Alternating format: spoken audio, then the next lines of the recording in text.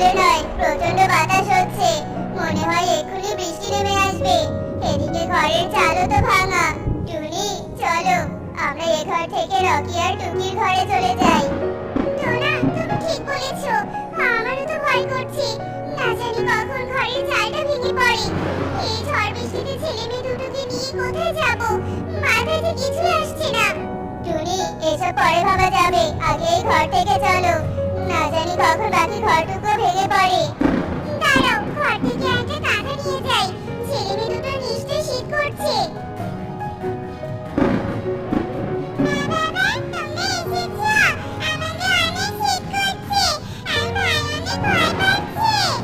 তোরা ভয় পাস না, আমরা তো চলে এসেছি। এই নে, তোরা এই কাঁথাটা গায়ে দিয়ে নে, তাহলে তোদের আর শীত করবে না। টুকি ও রকি কাঁথাটা গায়ে জড়িয়ে নেয়। এভাবেই বেশ কিছুক্ষণ কেটে যায়, কিন্তু বৃষ্টি আরো বাড়তে থাকে। এই দেখো মা, কত জোরে বৃষ্টি নামছে। মা, এবার কি হবে? আমাদের ঘরে রাতের চাল যে উড়ে গেল। আমরা এখন কোথায় থাকবো? মারে, তোরা ভয় পাস না, তোরা একটু শান্ত হ।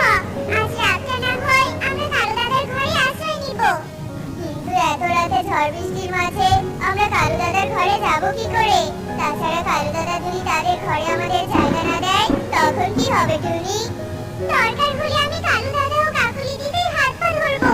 তবুও যেন তারা আমাদের আজকে রাতটা কাটানোর জন্য ওখানে একটু জায়গা দেয়। এমনিতেই তো সবাই ভিজে গেছি। আচ্ছা ঠিক আছে, আমি হেরিকেনটা জ্বালিয়ে দিচ্ছি। টোনা প্রচন্ড ঝড়ের মাঝে সবাইকে নিয়ে কালু কাকের বাড়িতে যায়, আর কালু কাকের ঘরের দরজায় গিয়ে ধাক্কাতে থাকে। কালু দাদা, শুনতে পাচ্ছ? বড় বিপদে পড়ে তোমার বাড়িতে এসেছি, দয়া করে একটু দরজাটা খোলো। কি হয়েছে কি? এই ঝড় বৃষ্টির মাঝে জ্বালাচ্ছিস কেন তোরা? তোদের জন্য কি একটু শান্তিতে ঘুমাতে পারবো না? মাঝরাতে চলে এসেছিস? কাকুলি দিদি, দয়া করে আজকে রাতটা একটু তোমাদের ঘরে আমাদেরকে জায়গা দাও। একটু আশ্রয় দাও।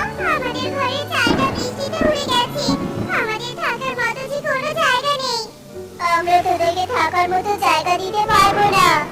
কালু দাদা, আমি তোমার পায়ে পড়ছি, দয়া করে তুমি আমাদেরকে ফিরিয়ে দিও না, না হলে যে ছেলে মেয়ে দুটো বৃষ্টিতে ভিজে মরে যাবে। আচ্ছা ঠিক আছে, আজ রাতে তোরা এই বারান্দায় থাক। কাকুলি, তুমি ওদেরকে একটা কাঁথা আর বাড়ি দিয়ে দাও। কাকুলি মাসি, আমার অনেক ঠান্ডা লাগছে, দয়া করে আমাকে একটা শীতের কাপড় দিবে। ভিজা গায়ে থাকতে যে আমার জ্বর আসবে। কোথা থেকে যে আপদগুলো জুটলো? তোরা এখানে দাঁড়া, আমি কাঁথা আর শীতের কাপড় নিয়ে আসছি। এই নে, এগুলো নিয়ে আমাকে উদ্ধার কর। তোমাকে অনেক ধন্যবাদ কাকুলি দিদি, তুমি আমাদের অনেক বড় উপকার করলে। ঠিক আছে, আমাকে আর ধন্যবাদ দিতে হবে না। এই কথা বলে কাকুলি ও কালু কাক ঘরের ভেতরে যায়, আর ঘরের দরজাটা বন্ধ করে দেয়।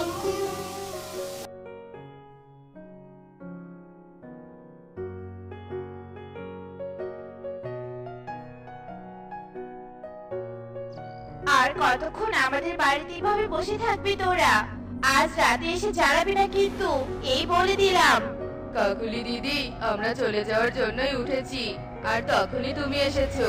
আমরা বিপদে পড়ে তোমাদের বাড়িতে এসেছিলাম, আর তুমি আমাদের সাথে এভাবে খারাপ আচরণ করছো। বুঝতে যখন পেরেছিস, তখন তোর পরিবারকে নিয়ে এসেছিস কেন আমাদের বাড়িতে? টোনা, তুই এভাবে কাকুলিকে কথা শোনাচ্ছিস? বেরিয়ে যা বলছি আমার বাড়ি থেকে, আর কখনো যেন তোদের আমার বাড়ির আশেপাশেও না দেখি। টোনা, তুমি এভাবে বলো না কাকুলি দিদিকে। তুমি তো জানো ওরা কাল রাতে আমাদেরকে আশ্রয় দিয়েছে। যাই হোক, বাদ দাও তো এসব কথা। চলো আমরা বাড়িতে ফিরে যাই। হ্যাঁ হ্যাঁ, তাই চলো। এরপর টোনা ও টুনি তাদের বাড়িতে ফিরে আসে, আর তারা এসে দেখতে পায় তাদের পুরো বাড়িটা ভেঙে গেছে। মা, আমরা এখন কোথায় থাকবো? পুরো ঘরটা যে ভেঙে গেছে। বাবার হাতে তো এখন টাকাও নেই যে ঘর নতুন করে তৈরি করবে। কি আর করবি রে মা, আমাদের যে কিছুই করার নেই।